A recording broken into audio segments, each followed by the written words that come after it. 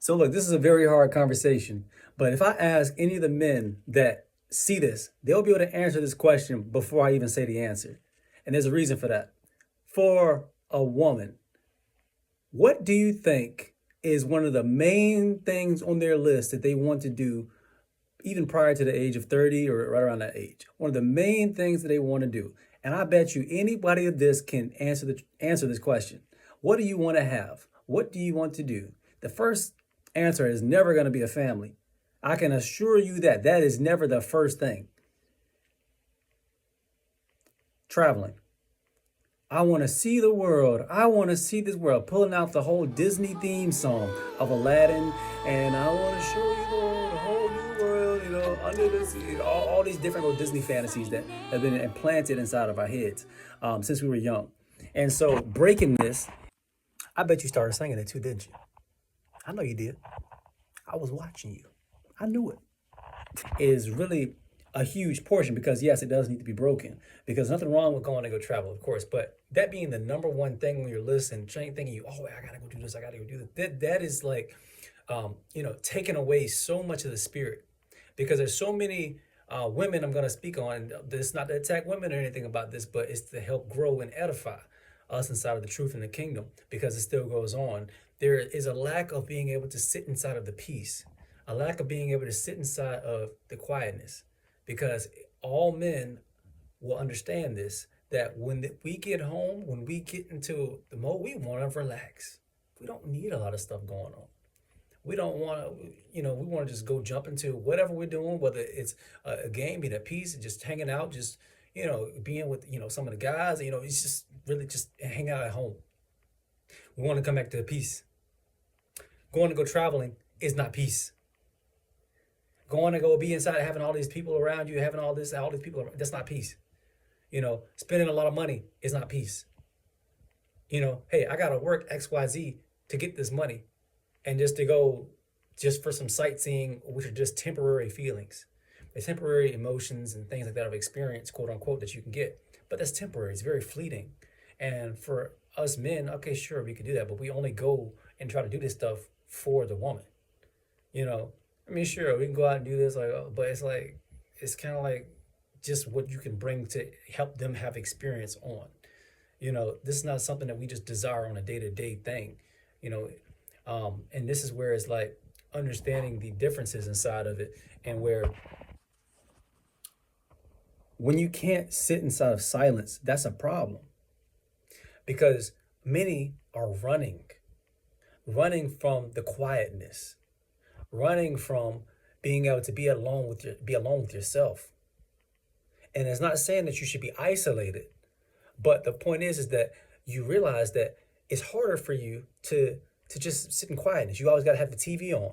You always got to have something else playing. You always got to have this going on. But you can't hear the voice of the Most High God when there's so much going on, when there's so much stimulation. You got so much of this. You're missing very important details for the mission that is required of you to complete in your life, that the Most High brought to you to specifically do, to help tailor you to become better at, to help bring that person that you're not speaking to into the kingdom, to help bring whatever section that he sanctioned for your life to be, for you to be that helpmate to that man, or for you to be in position to be becoming more helpful.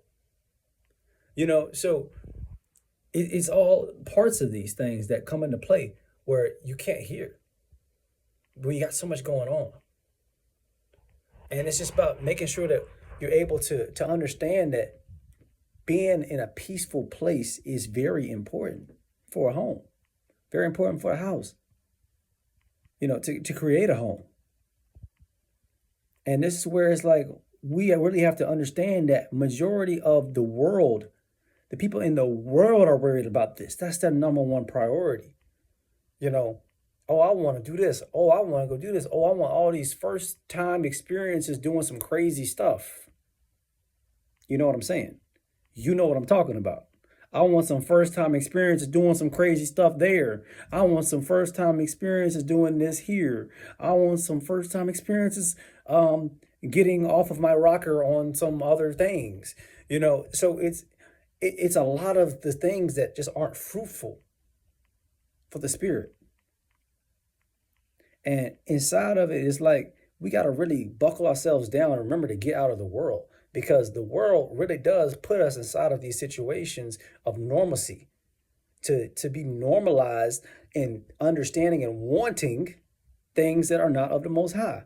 So we're going to go spend a few $1,000s on an experience that does not that's not stewarding our money properly for the Most High. I'm going to go buy this nice new big boat. For what? Who is this for? How does this benefit more people to come into the kingdom? This is for vanity. This is for, oh, look, I can put it on my Instagram. I can put it on my TikTok. Look at what I be doing. This is what I be doing. Oh, wait, it's just for, okay, yeah, you can go out into the country for a week. Okay, we did this. Oh, it was so amazing. And then the next week, you're right back to doing the same thing. You're not escaping from anything. You're going right back and just wasting the investments and time that the Most High brought for you to be able to have.